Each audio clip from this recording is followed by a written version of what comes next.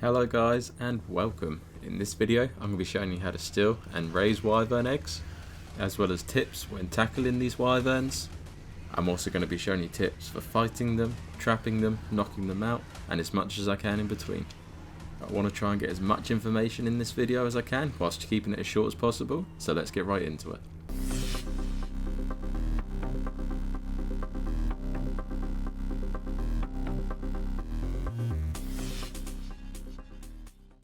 There's three main wyverns I'm going to be talking about in this video: poison, lightning and fire. I'm also going to touch briefly on ice wyverns. There are a few spawns up in Murder Snow. I have the nest locations on the screen now. There will be no wyverns in that area, but once you steal an egg, a wyvern will come after you. Now each of these wyverns have their strengths and weaknesses, and it means you may have to acquire different techniques when approaching them. So let's begin with poison wyverns. Personally, I would say these are the ones you have to worry about the least, as you can see in that video, they're very inaccurate once they're flying. When you're fighting these guys, as long as you're moving, they pose no real threat. If I had to have any wyverns around while I was stealing eggs, these would be the ones I would choose. However, as well as being the one to worry about the least, they're also the wyvern that can get you into the most trouble unsuspectedly. This is because, unlike the other wyverns, they can damage you whilst you're on your mount. Now fortunately, in this instance, I brought a spare tame with me to get back there quick. If you was on an online server right now, chances are whatever you was riding will be dead. The lightning wyvern. Personally for me, unless you're on something strong with lots of health, the lightning wyvern is the most dangerous of the three. They're very strong, their special attack, which is a lightning bolt, can hit you from quite far away, and they're also very accurate with it. Now, as Pteranodons are a similar speed to lightning wyverns, if you get close enough to one of these guys, chances are you're going to die. Unless of course you have a very high level Pteranodon. But as you can see here, these guys deal a lot of damage really quick. The fire wyvern. These guys can be equally as dangerous as the lightning wyverns if caught in the wrong situation. They don't have a lot of range, but if they hit you with their fire, it will cause a burning effect on you that will carry on burning for 5 seconds. A low level tame with not a lot of health could easily get killed by one of these guys, so it's best to keep your distance as much as you can. So in conclusion, for the wild wyverns, the poison is the least accurate but can kill you off your tame. Lightning is a strong all-rounder and can do a lot of DPS to you, and the fire has the least range but can do a lot of damage with his burn attack. So, we know what to look out for. Now I want to talk a little bit about the 4 dinos I use whilst grabbing wyvern eggs. I'm going to do this in the order that I think is the worst to use to the best. So number 1, and the bare minimum, the Pteranodon. Now, when you're stealing wyvern eggs, I see it as you have 3 main options. The first, and most common, is to run. The second is to fight, and the third is to trap. As the Pteranodon can't exactly fight a wyvern, that gives you the option to either run or trap it. Before you choose to use a Pteranodon to steal eggs, I recommend you have at least 1000 stamina, and keep in mind that the egg has a weight of 50, so you need to be sure that your Pteranodon is not too weighed down to outrun the wyvern.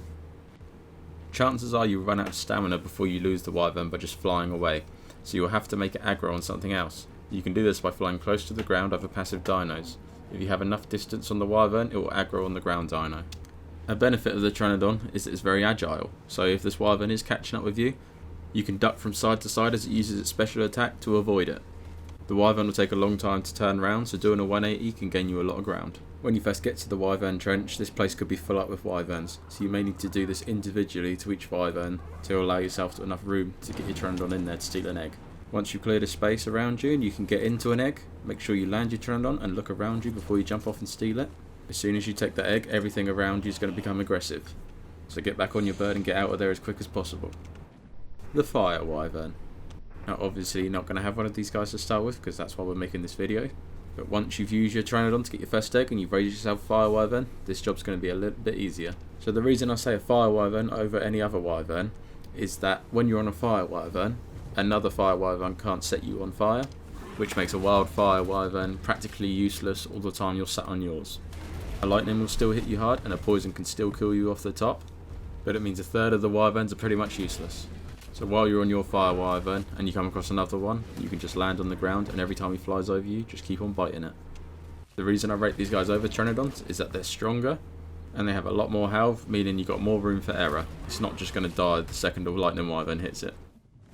Unfortunately, there's a couple of reasons why I can't rate the fire wyvern higher on this list. And the main one being is that they're not agile at all. They have a huge turning circle, and if you're in the air trying to fight other wyverns, you're going to really struggle to kill them. But also when you're stealing eggs, you need to be quick. You need to get down, land, turn your bird around and get ready to fly off. Trying to turn these guys around in the little tiny caves is like trying to back an airplane into a parking space. The Griffin. To be honest, I would pretty much rate these guys at a joint top spot. They're not huge, so if you build your trap right, you can use the Griffin to trap a wyvern. They're extremely strong when diving, as well as more agile than a wyvern, making them great fighters, and they're extremely fast, making it easy to run once you've stole your egg.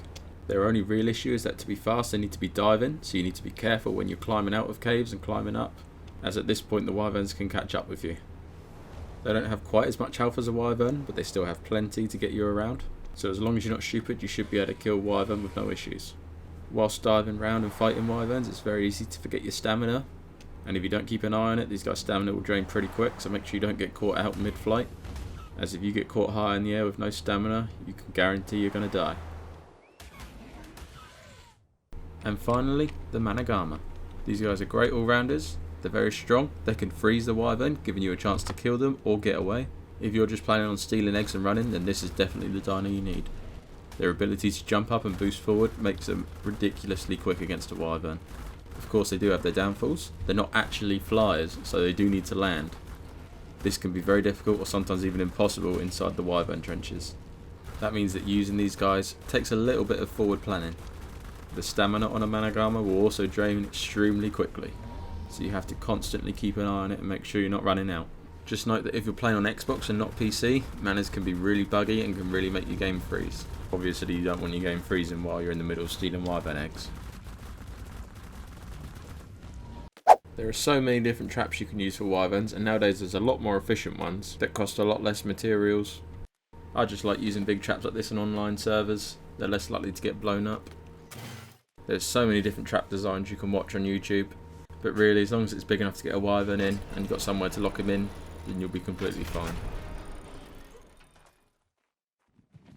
Now as I mentioned earlier, you can use these traps to get the wyvern stuck in as a chance to get away, but the main use for this traps is so that you can knock the wyverns out. A baby wyvern will need wyvern milk to raise it, and to get wyvern milk you either need to kill an alpha wyvern or you need to knock out a normal wyvern. Now trapping a wyvern is a much easier job if you have a tribe member to help you out. If not, use your Trandon to lead the wyvern into the trap, exit through one of the side panels, go around and close the gate. As you can see here, I wasn't quite quick enough on my own, so the wyvern escaped, so if that happens you need to open the gate and give it a second try. Obviously if you have a tribes member, as one of you are leading the wyvern in, the other one can close the gate, making it easy to trap them. Once you've got the wyvern trapped, you can begin to trank it, so you can knock it out and grab its milk. With a 100% crossbow, it's going to take you around about 30 trank arrows to knock out. When raising your wyvern, it's impossible for me to say how much milk you'll need. Wyverns don't actually use a lot of milk if your settings are all standard, but you will need to make sure you've got milk as spare for their imprints. These are the settings I have on my server, and each wyvern took about 4 to 5 milk to raise. They did use a lot for imprints though, but I have my imprinting set for very common and not doing a lot of percentage imprint per imprint. When hatching wyvern eggs you need a lot of heat. If you haven't yet got air conditioners, you're going to need 15 campfires to hatch a wyvern egg. If you have air conditioners, you need about 10 for a wyvern egg. Drop your egg in front of your heat source and have a look at it.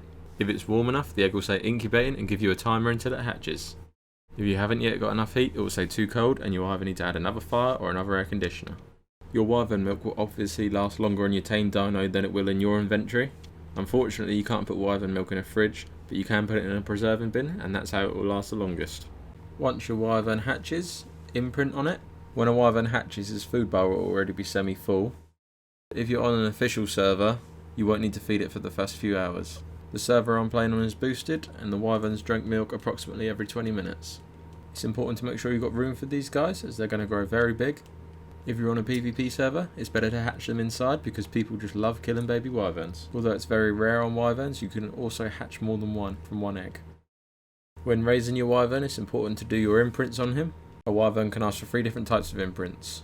The first one is to ask to go for a walk. I always set the follow distance to lowest, it makes them easier for them to follow you. Simply start walking in one direction and let it follow you. It won't take too long and it will gain an imprint. The second is to be hand-fed Wyvern milk. You can do this by dragging the Wyvern milk to the last slot of your hotbar and then pressing E on the Wyvern. And then finally, the easiest imprint is just to ask for a cuddle. Just press E on the Wyvern. Usually it won't be as manic as this. If you're on an official server, you only have to feed them every few hours and even longer for each imprint.